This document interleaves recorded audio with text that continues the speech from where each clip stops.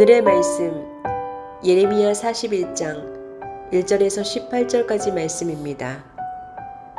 그해 일곱째 달이 되었을 때에 엘리사마의 손자이며 느다니아의 아들로서 왕족이며 왕의 대신이기도 한 이스마엘이 부하 10사람과 함께 아이감의 아들 그달리야를 만나러 미스바로 왔다. 그리하여 그들은 미스바에서 그달리야와 함께 식사를 하였는데 느다니아의 아들 이스마엘이 자기가 데리고 온 부하 10명과 함께 일어나서 사반의 손자이며 아이감의 아들인 그달리야를 칼로 쳐 죽였다. 이스마엘은 바빌로니아 왕이 그 땅에 총독으로 세운 그를 그렇게 죽였다. 이스마엘은 또 그달리야와 함께 식탁에 있는 모든 유다 사람들과 그곳에 와 있는 바빌로니아 군인들도 죽였다. 그달리야가 살해된 다음 날 아직 아무도 그것을 알지 못할 때에 수염을 깎고 옷을 찢고 몸에 상처를 낸 사람들 80명이 세겜과 실로와 사마리아로부터 곡식 제물과 향료를 들고 와서 주님의 성전에 바치려고 하였다. 그런데 느다니아의 아들 이스마엘이 그들을 맞으려고 미스바에서 나와서 계속 울면서 걸어가다가 마침내 그들을 만나자 이렇게 말하였다.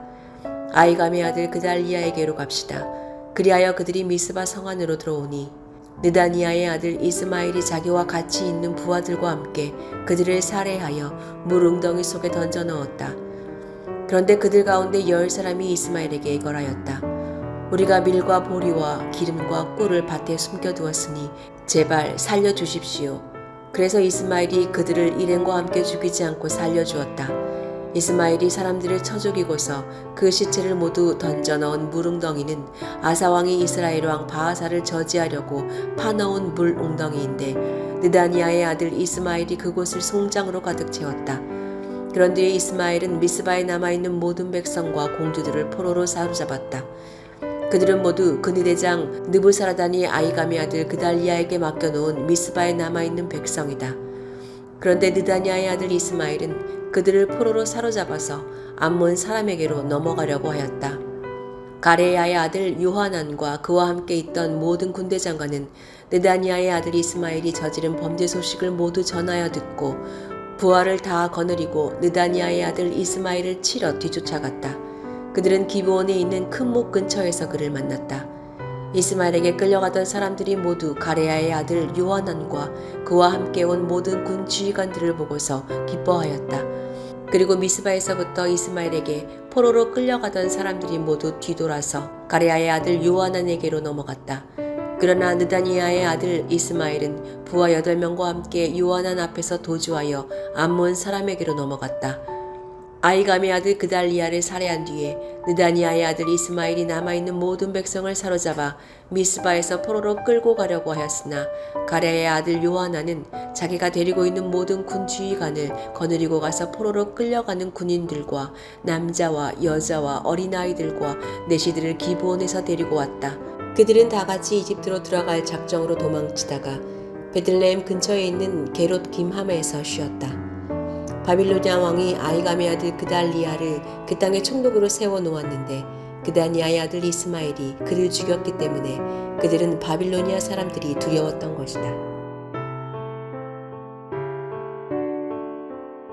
일본과의 대결에서는 가위바위보를 해도 지면 안 된다라는 강한 라이벌 의식은 한국 역사 속에 끊임없이 누적된 피해 의식에서 비롯됩니다. 그리고 일본인 지배자들에 대한 분노만큼 큰 반감을 일본에 협력한 친일파들에게 품고 있는 것이 현실입니다. 일제강점기를 거치면서 많은 독립운동가들이 민족을 배신한 이들을 단죄하는 의거를 행한 것도 그런 맥락입니다. 그러나 일제강점기에 지위를 얻었다고 해서 무조건 친일파로 규정하고 단죄하는 것은 바른 방법이 아닐 것입니다. 그들 중에는 자기 의지와 관계없이 하나님의 공의로 조선 민족을 돕기 위해 세워지고 또 그 자리에서 그 역할을 충실히 감당한 이들도 있을 것이기 때문입니다. 오늘 본문을 통해서 우리는 이러한 부분에 대해 묵상해 보아야 합니다. 이스마엘은 유다 왕가의 종친이며 장관이었습니다.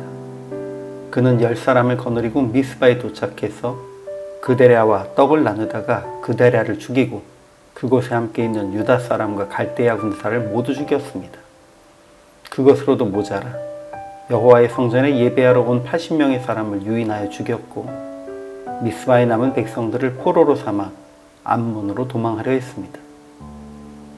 그러나 기브온에서 요하난과 함께한 군 지휘관들이 쫓아오는 것을 보고는 포로들을 버리고 도망합니다.